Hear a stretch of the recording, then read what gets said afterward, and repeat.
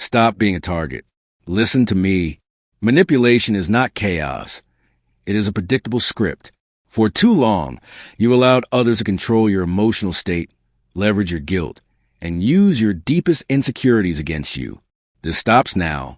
This deep dive training will instantly arm you with the ability to spot the most common dark psychology tactics before they can influence your decisions.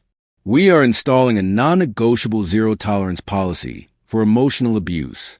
Your predictability is their greatest weapon. We are taking it back. Let's begin. The Predator's Playbook. The 3 pillars of manipulation. Stop being an easy target. Stop letting people treat your emotional state like an open-source project. Stop waiting for respect to be given to you. You must take it. The pain you feel, the confusion, the self-doubt, the endless guilt is not accidental. It is engineered. It is the result of someone successfully running a predictable script on you. This stops now. This chapter is your inoculation. It introduces the core truth. Manipulation is a predictable script. Recognize the script, and you disarm the actor. Manipulation is not a mystical power. It is simply the strategic leveraging of your most fundamental human needs. Every manipulator, from the petty office gossip to the controlling partner, targets the same 3 psychological vulnerabilities. These are the 3 pillars of manipulation. The manipulator doesn't control reality. They control your perception of reality. They operate in the shadows of your uncertainty.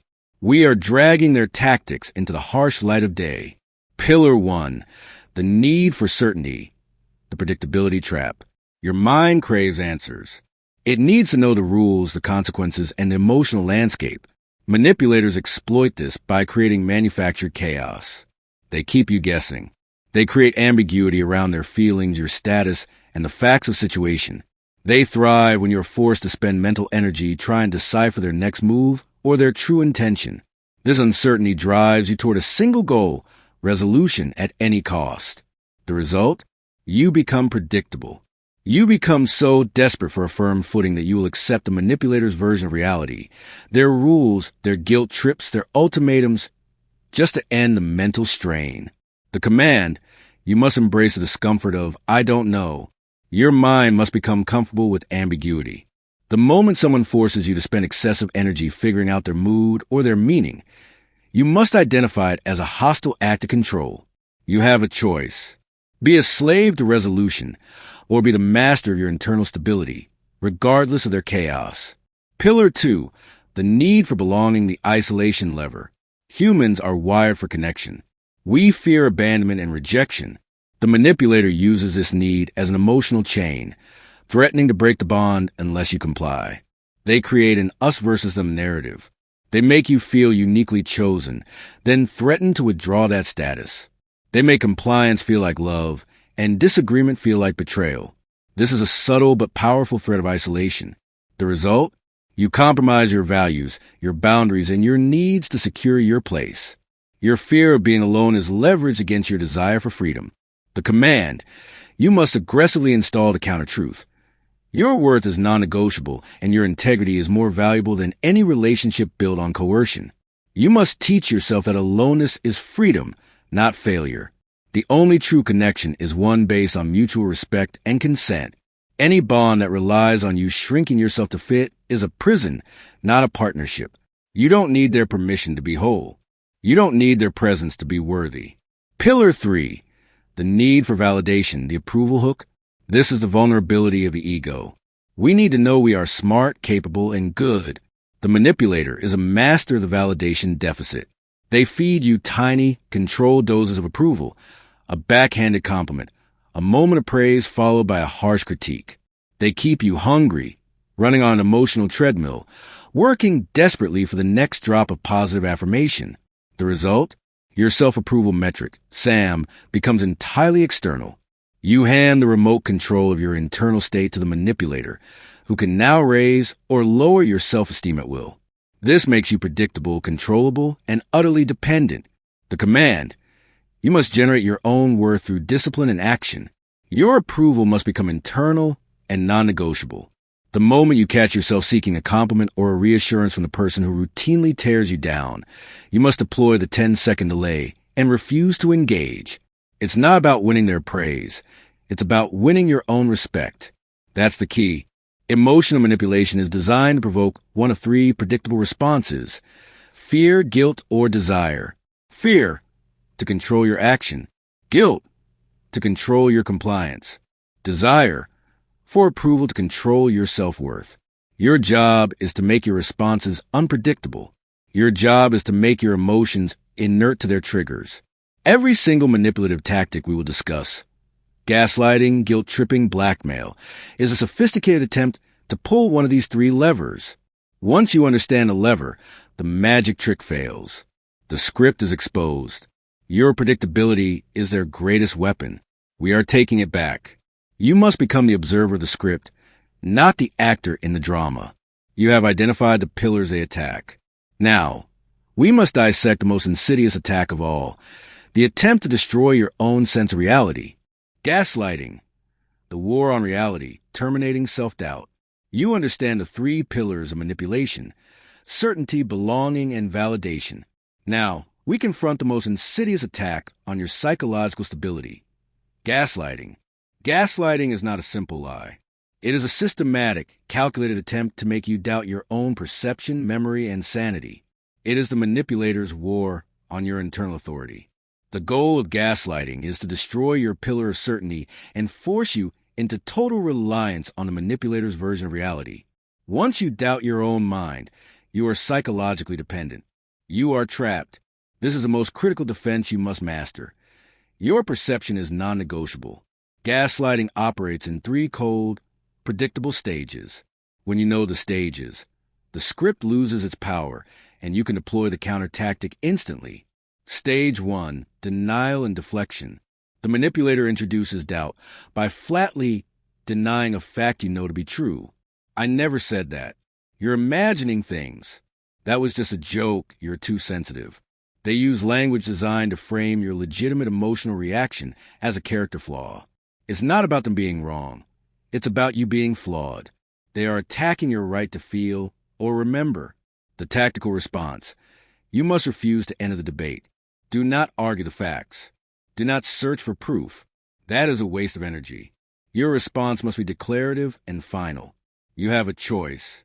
Be pulled into their confusing reality, or be anchored in your own certainty.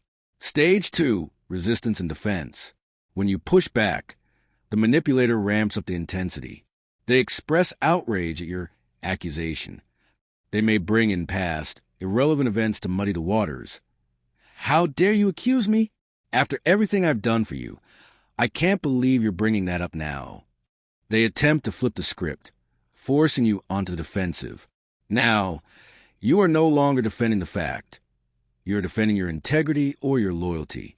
This is a hard pivot in the argument designed to distract you.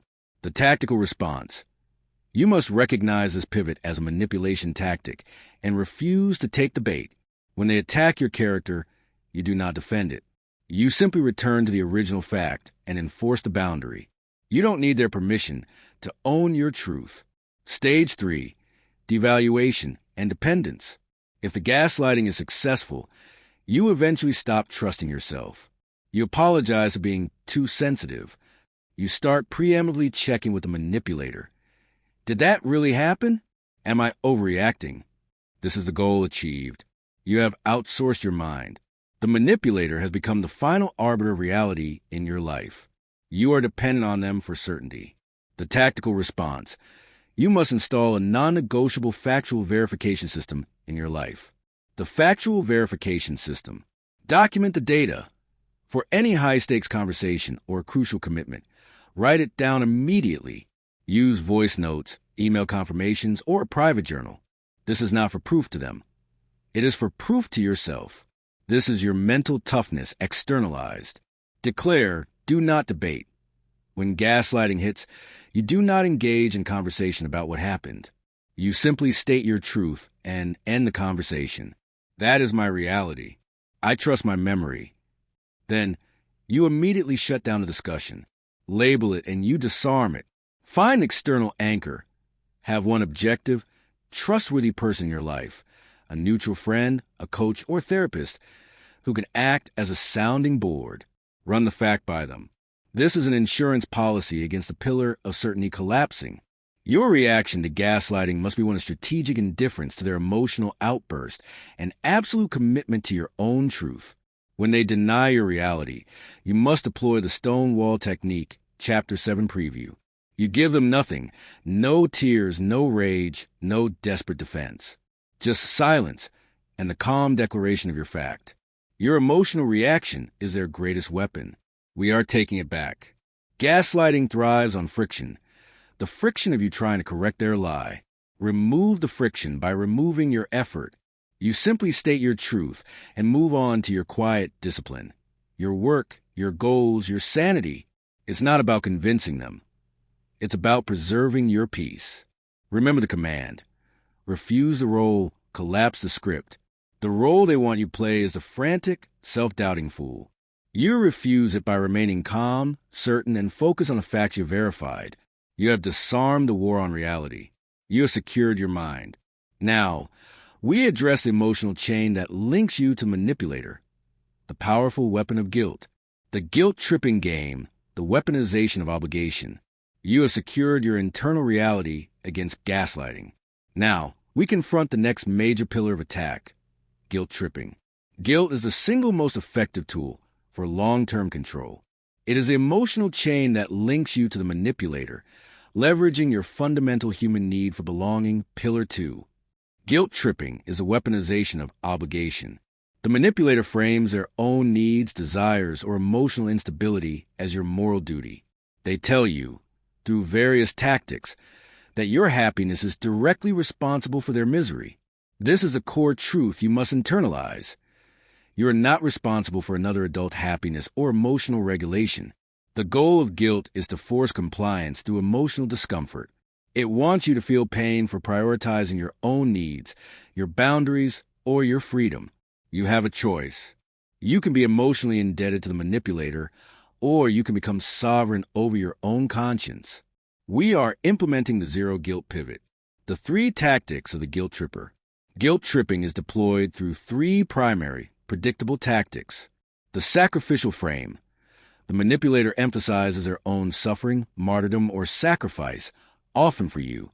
After everything I've done for you, you can't even small request/boundary violation? I guess my efforts meant nothing. This frames your boundary as an act of cruelty and their suffering as a noble act that you must repay. The emotional collapse. They respond to your boundary or independence with exaggerated tears, dramatic silence, or threats of illness/depression. This is an attempt to override your logical mind with an urgent emotional crisis. It activates your inherent need to nurture or fix the distress.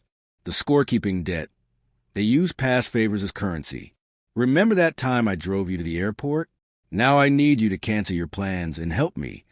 This turns relationships into a ledger of transactions, where you are always in debt. Your integrity is not for debate. You must recognize these tactics instantly, label it, and you disarm it. The zero guilt pivot, the counter strategy. The zero guilt pivot requires you to separate their feelings from your responsibility. The manipulator wants you to absorb their pain. You must refuse to carry the burden. Acknowledge the feeling, not the accusation. Do not deny their feelings. Acknowledge them calmly, but refuse the role they cast you in.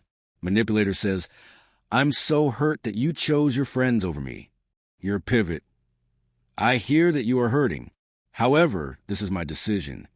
Manipulator says, after all I sacrificed, I guess I'm on my own. Your pivot. I respect the choices you made. I cannot take responsibility for your feelings about my schedule. State the boundary as an unchanging fact. Do not offer excuses or justifications. Excuses are an invitation to debate. State your boundary as a declarative law. Guilty justification. I can't help because I have a really, really important meeting tomorrow, and I'm totally exhausted. Sovereign pivot. I will not be able to do that. My schedule is firm. A boundary is a consequence, not a request. Deploy strategic indifference to collapse. When the manipulator escalates to emotional collapse, the tears, the rage, the dramatic exit, you must remain absolutely unmoving. This is a classic tactic designed to break your resolve. You must treat it with strategic indifference. Chapter 4 preview. Acknowledge the emotion without changing the law. That's the key. It's not about being aggressive. It's about being clear. You don't need their permission to be at peace. You don't need their suffering to validate your empathy. Mental toughness demands that you prioritize your own peace over the comfort of the person attempting to control you. Every time you capitulate to guilt, you reinforce the manipulator's script and damage your self-approval metric, SAM. The past is data, not destiny. The past data shows that every time you carried someone else's guilt, you ended up exhausted and resentful. Use that data now to fuel your defense. Your commitment to your own integrity must be stronger than their need to control. By deploying the zero guilt pivot, you are reclaiming your conscience and dissolving the emotional debt they claimed you owed them. You have broken the chain of guilt. But manipulation has one more potent weapon built on high-stakes fear: the ultimatum. You must learn to treat threats with total indifference. Emotional blackmail, the power of the ultimatum. You have secured your reality against gaslighting and broken the chain of guilt. Now, we confront the high-stakes manipulation tactic: emotional blackmail. Emotional blackmail is the most aggressive form of control. It operates by explicitly leveraging the pillar of belonging, your fear of loss, rejection, or harm, to enforce immediate compliance. The mechanism is simple. If you do not do what I want, I will make you suffer. This suffering can be emotional, withdrawal, silence, shame, relational, abandonment, exposure, or even physical, threats of self-harm or violence. Your defense against blackmail is not negotiation. It is total, strategic indifference to threat. The goal of the ultimatum is to override your logical thought process with a massive shot of panic.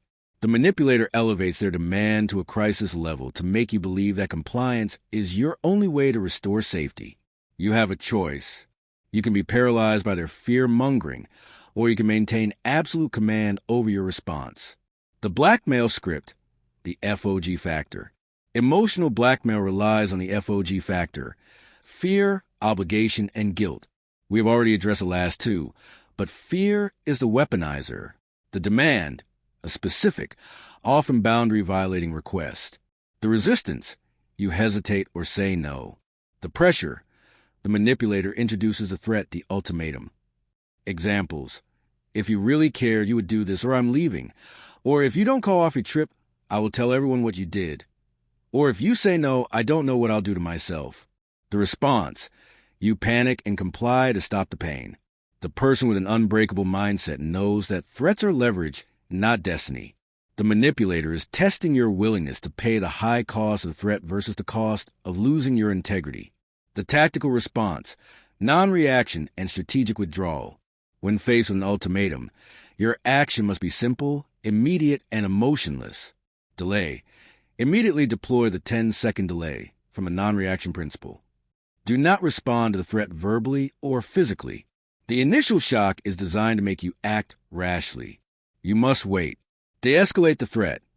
Internally, assess the threat's credibility and its cost. If the threat is abandonment, remind yourself, a relationship built on coercion is not worth having.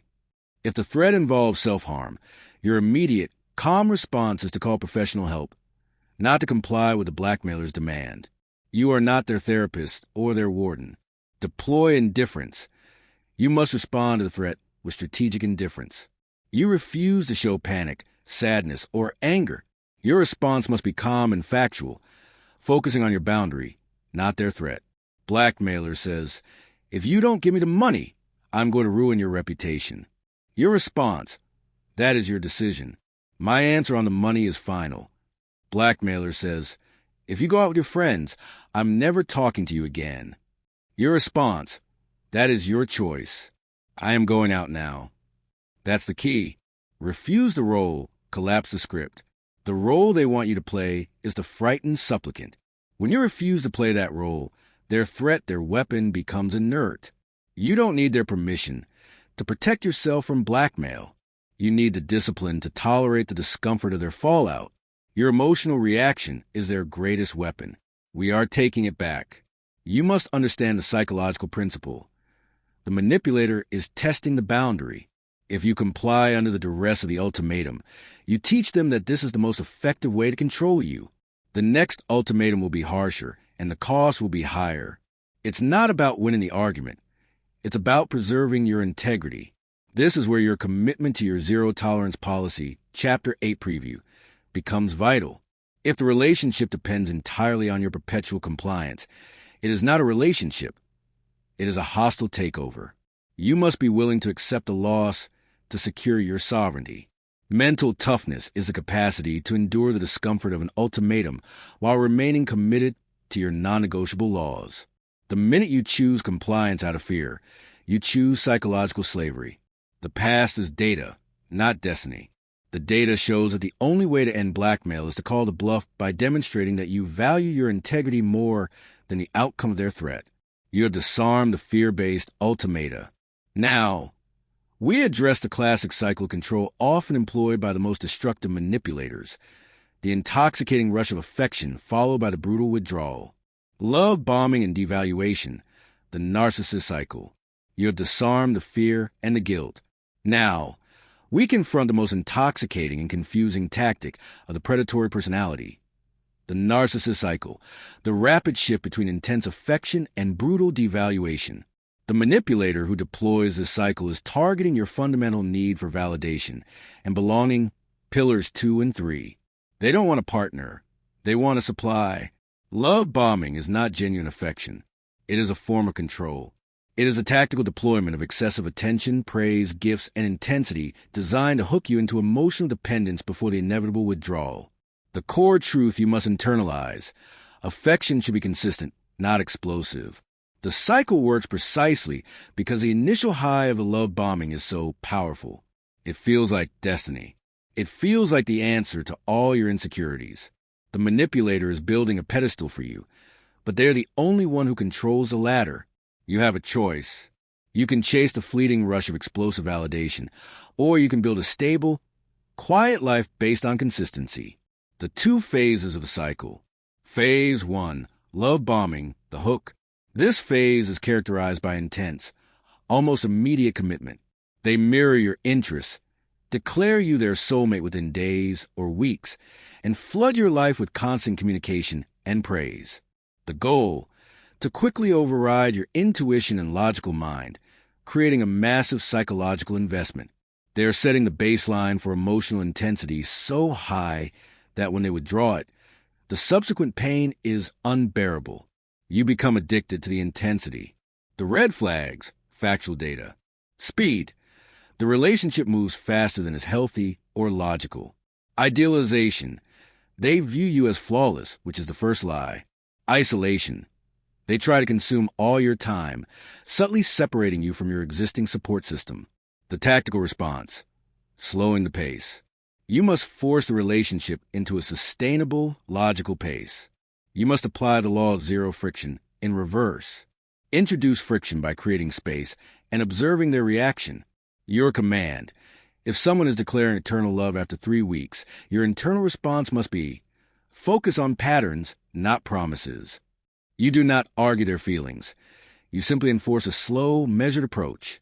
Watch what they do when you set a boundary, not what they say when they praise you. Phase 2, devaluation, the withdrawal. Once you are emotionally hooked, the love bombing stops abruptly. The manipulator begins to criticize, neglect, or gaslight you. They chip away at the pedestal they built, replacing the idealization with devaluation. They make you responsible for the relationship's problems. The goal: to reduce your self-worth and trigger intense abandonment fear. They create a pain point that makes you desperate to regain the original high of the love bombing. You will work harder, comply more, and shrink yourself to win back the good version of them. The cruelty: the sudden shift reinforces a lie of insufficiency from the saboteur's script. They make you believe the withdrawal is your fault because you failed to maintain the perfection they demanded. The tactical response: immediate, emotionless disengagement. The moment the devaluation begins, you must view the person not as a partner, but as a failed emotional investment. You must initiate strategic indifference, Chapter 4, to their cruelty. Stop arguing the criticism. Do not try to correct their devaluation. Do not defend your worth. You are arguing the wrong point. Your integrity is not for debate. Deploy the hard pivot. Channel the inevitable pain and confusion not into pleading, but into your daily unbreakables. Let the pain fuel your workout or your focus work block. Act your way into feeling right. Initiate strategic withdrawal. The moment the cycle begins, you must plan your exit. Every minute you stay, you confirm that their emotional blackmail is successful. You don't need their permission to leave a toxic cycle. That's the key. Manipulation is cheap. Integrity is rare. You must prioritize your integrity and self-respect over the comfort of their temporary presence. The person with an unbreakable mindset knows that consistency is the metric of true quality. If a person's affection is conditional, explosive, and temporary, it is not love, it is leverage. Focus on patterns, not promises. Look at the pattern of their behavior over months, not the promise they made during the love-bombing phase. You have secured yourself against the most destructive interpersonal cycle. You understand that your worth cannot be excellently granted or withdrawn. To finalize your defense, you must ensure you stop giving manipulators the information they need to trigger the cycle in the first place. You must become unreadable. The information leak. Weaponizing your vulnerability. You have secured your mindset against the emotional roller coaster of the narcissist cycle. You understand that your worth is generated internally. But even the strongest fortress can be breached if the blueprint is handed to the enemy. This is the next crucial rule of psychological defense. Your personal information is currency. Stop giving manipulators leverage by oversharing your goals, fears, and doubts. Embrace quiet discipline. Manipulation is rarely spontaneous. It is calculated. It requires ammunition. The manipulator spends time in the love bombing or idealization phase, Chapter 5, not just to hook you, but to collect data. They listen patiently to your deepest fears, your past shames, and your wildest ambitions. Later, when you challenge them or assert boundary, they deploy this data as a weapon. They use your past trauma to deflect blame or your biggest fear to enforce compliance. The core mechanism of shame-based manipulation relies on an information leak. The unread mind is a protected mind. You have a choice. You can live as an open book, providing all the data needed for your own psychological defeat, or you can become a strategist who manages information with ruthless precision. We are implementing the information filter protocol. The 3 forbidden topics. Ammunition for the enemy.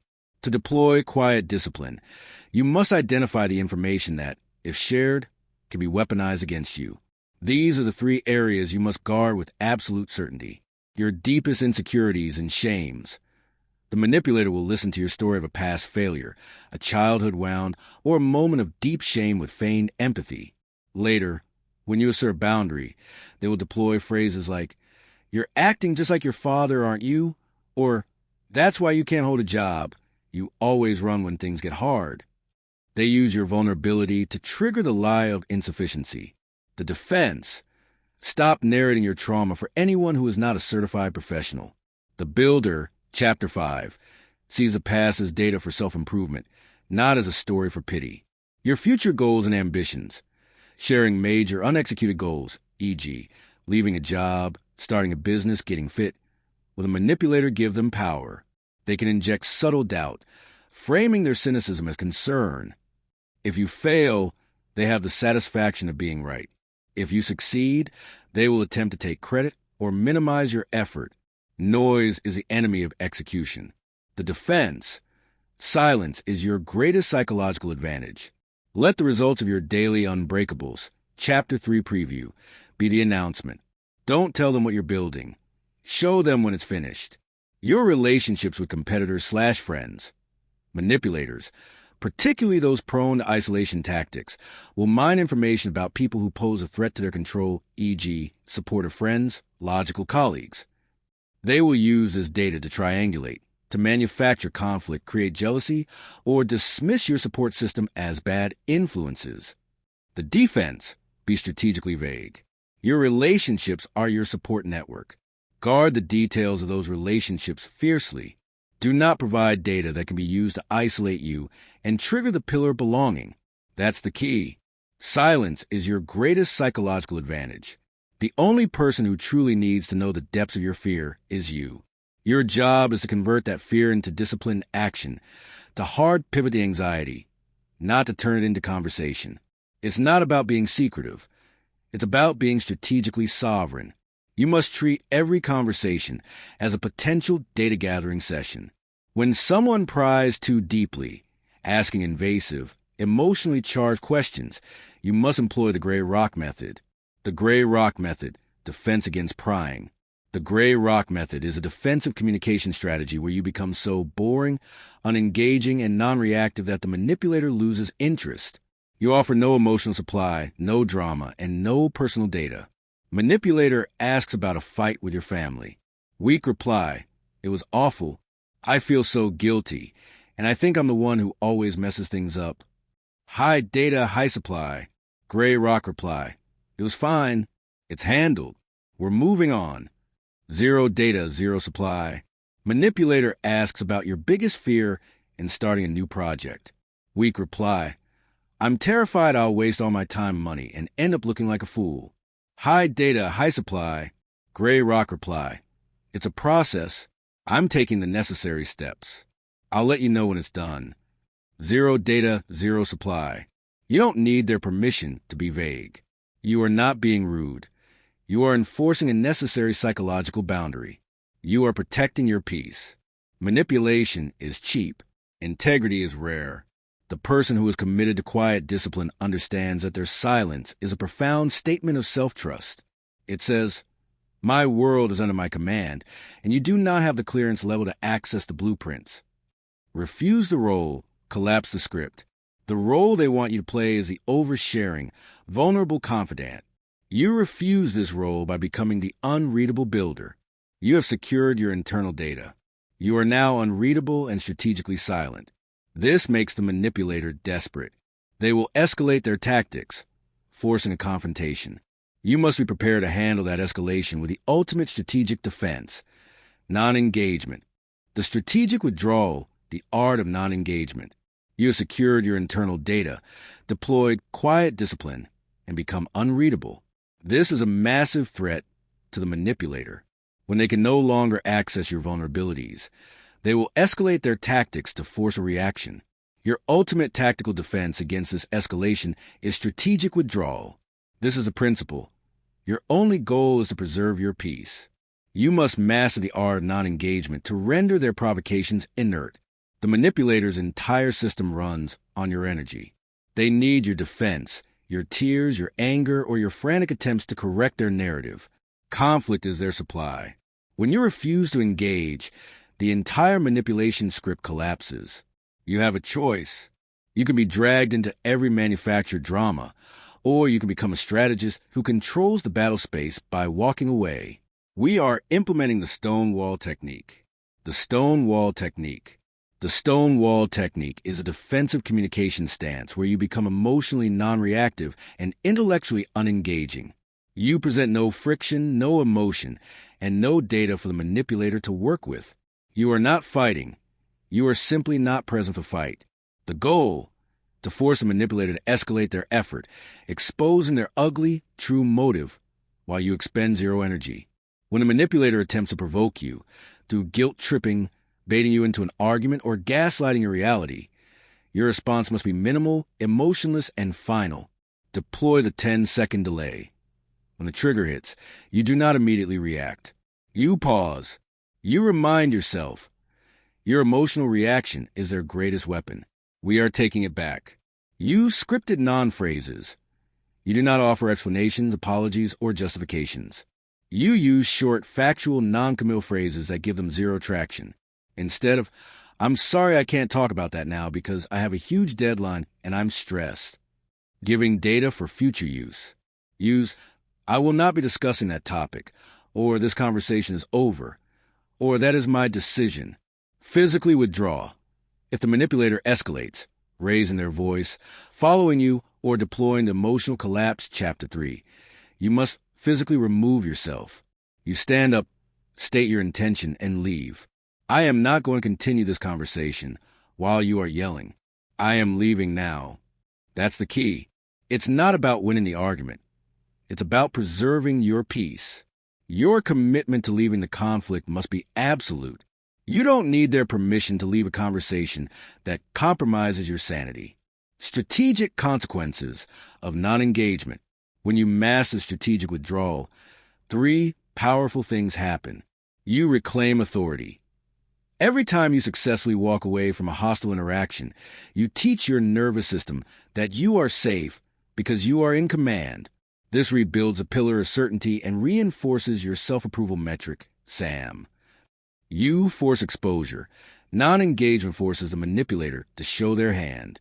When you refuse to argue, they have to escalate their attempt to control, revealing their aggression and unreasonable nature to you with stark clarity. This is crucial data. You deprive the supply. Manipulation requires an emotional response. By deploying the stonewall technique, you become a dry well. The manipulator will quickly move on to easier targets, or they will learn that the terms of engagement with you are now dictated entirely by your boundaries. Refuse the role, collapse the script. The role they want you to play is the frantic defender. You refuse it by becoming the calm, unmoving force. It's not about being aloof. It's about being strategically superior. This is the ultimate expression of mental toughness, the ability to tolerate the discomfort of walking away and leaving the drama unresolved. The urge to argue back, to have the last word, to win the fight, is the weakness they exploit. You must conquer that urge.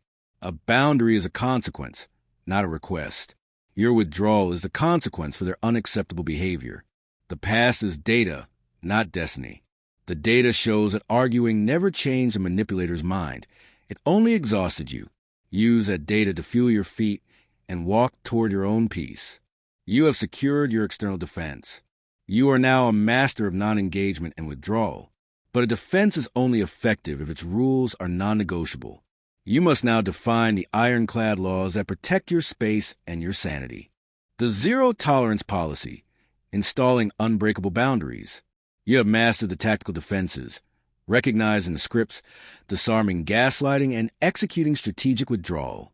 But tactics are useless without an ironclad law structure. This is a non-negotiable next step. You must move from soft requests to hard laws.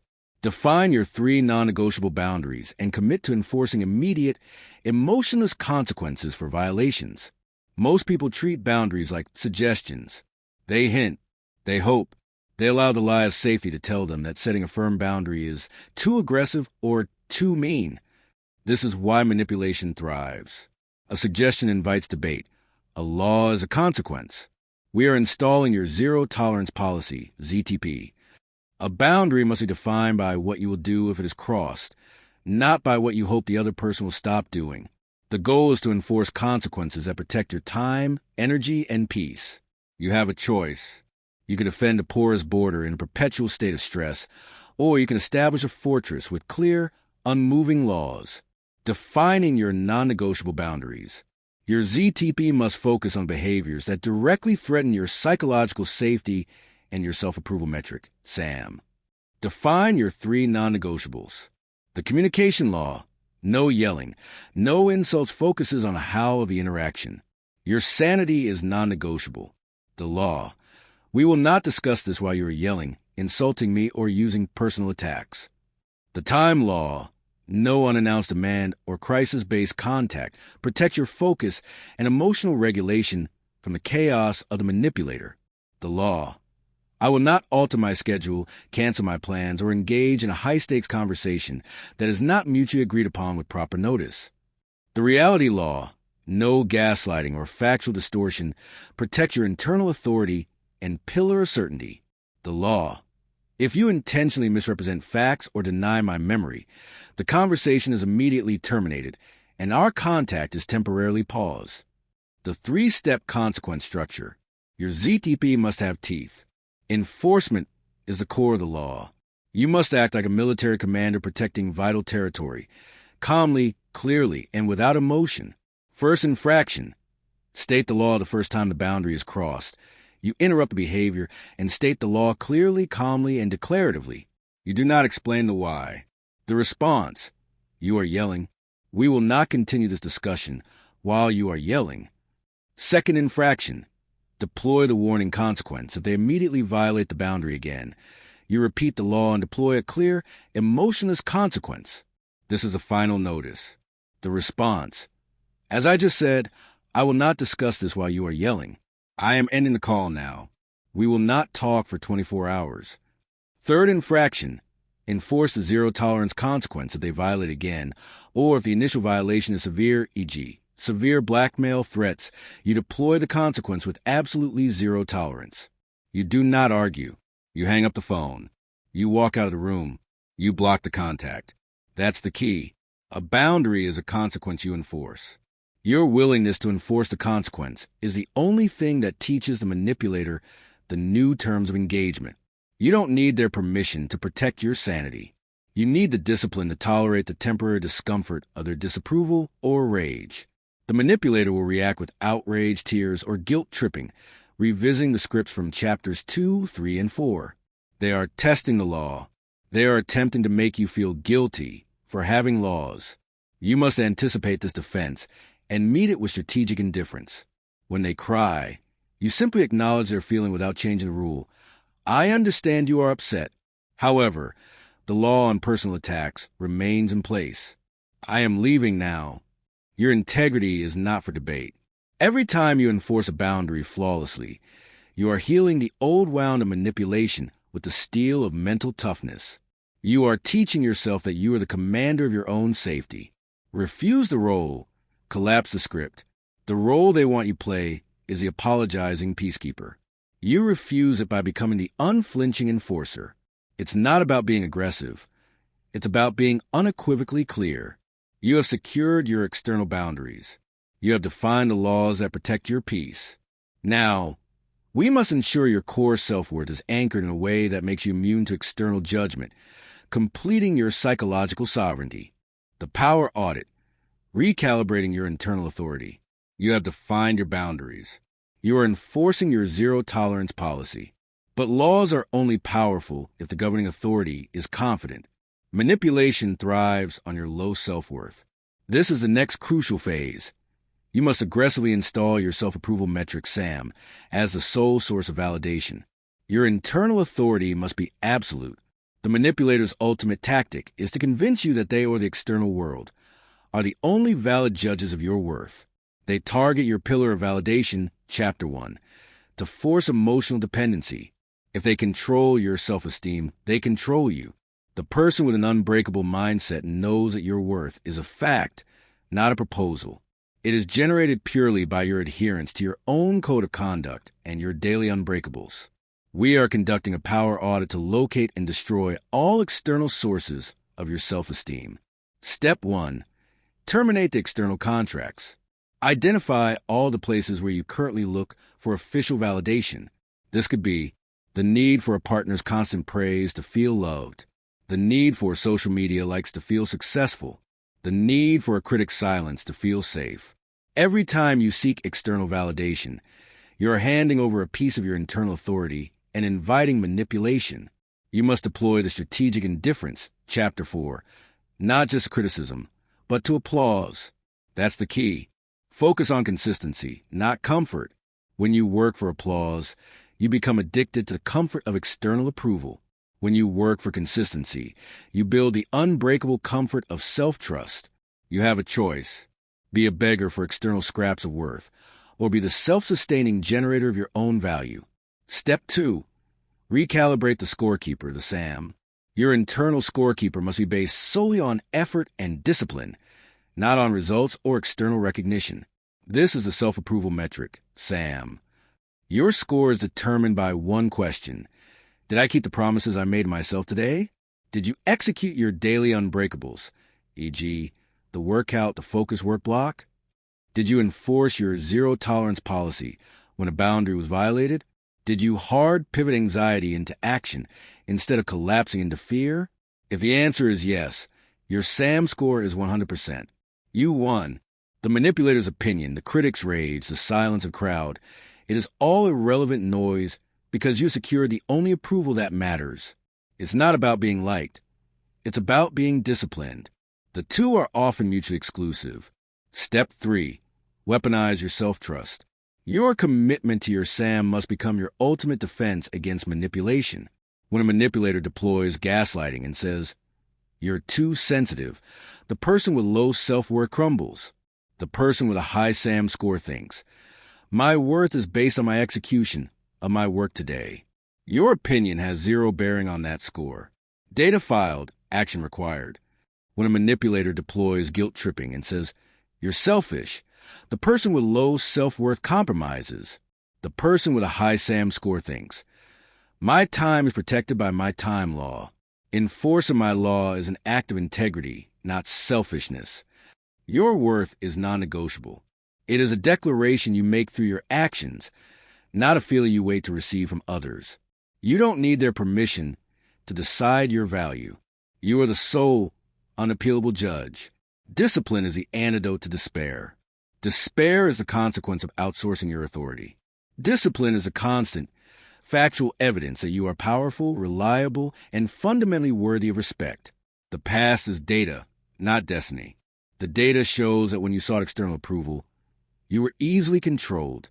Now, you use that data to fuel your internal, unbreakable authority. You have secured your mindset. You have the external laws and the internal sovereignty. You are psychologically immune to the common scripts of manipulation. The final step is to synthesize this system into a unified, permanent lifestyle. Immunity and sovereignty, the final command. This is it, the end of the training. The talking stops here, and the execution begins. You have systematically dismantled the psychological weapons used against you. You no longer operate from a position of vulnerability. You operate from a position of absolute sovereignty. You came here as a target, someone whose emotional responses were predictable and easily leveraged. You leave here as a strategist, someone whose peace is non-negotiable and whose boundaries are laws. We have addressed the three pillars of manipulation, certainty, belonging, and validation by building three unbreakable internal systems. Factual certainty. You installed the verification system to defeat gaslighting. You know your perception is non-negotiable. Emotional sovereignty. You master the zero guilt pivot and strategic indifference to neutralize guilt tripping and emotional blackmail. You understand that you are not responsible for another adult happiness. Internal validation. You installed the self-approval metric, SAM, to defeat the narcissist cycle. Your worth is non-negotiable because it is generated by your discipline. You now possess the tools for zero-tolerance defense, the stone wall technique for non-engagement, the gray rock method for information control, and a clear three-step consequence structure for your non-negotiable boundaries. All of these strategies converge on one single, powerful outcome: psychological immunity. Immunity is not the absence of the virus. It is the speed and certainty of your immune response. Manipulators will still attempt their scripts. They will still test a boundary. But their effort will be met with immediate, emotionless resistance. The script will collapse because you refuse to play the role. Your past has provided the data. Your future is determined by your decision to enforce these laws. The final command: live the consequence. You must stop treating these concepts as interesting theories and start treating them as military laws governing your psychological territory. The moment you leave this training, the world will test you. Do not react with your old, weak self. React with the consequence. The core mechanism of your sovereignty is this: you no longer ask for respect. You enforce it. When they try to make you feel guilty, you don't argue your case. You enforce a zero guilt pivot and prioritize your schedule. When they try to gaslight your memory, you don't defend the fact. You enforce the reality law and terminate the conversation. You have a choice. You can remain the person who explains their feelings, or you can become the person who enforces the law. This is the ultimate application of mental toughness. It requires you to tolerate the immense discomfort of watching someone else be angry, sad, or disappointed because you said no or enforced a consequence. Discipline is the antidote to despair. Despair is the consequence of letting others dictate your worth. Discipline is a constant, factual evidence that you are powerful enough to protect yourself. It's not about being aggressive. It's about being unequivocally clear.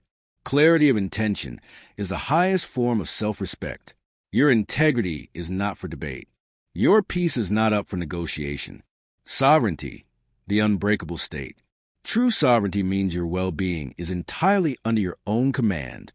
It means that even if a manipulator executes their threat as an emotional blackmail, you're psychologically fine because the value you place on yourself is generated internally, high SAM score, not externally. If someone threatens to leave, the sovereign mind calmly calculates the cost of the loss and accepts it, knowing that a coercive relationship is a psychological deficit. A boundary is a consequence you enforce. You are your own primary protector. You are the sole arbiter of what you deserve. Your work is now entirely in the external world. Go back to your most challenging relationships and identify the saboteur's script they use. Identify the 3 pillars they attack. Then, without fanfare, without announcement, using quiet discipline, deploy the corresponding counter tactic. Do not tell a single soul that you have listened to this training. Let your actions, your new indifference, and your sudden, unbreakable boundaries speak for themselves. They will notice the change. They will test the new law. You must not fail the test. The first time you compromise your zero-tolerance policy, you teach them that the old scripts still work. Refuse the role. Collapse the script. You have the knowledge. You have the final command. The architecture is complete.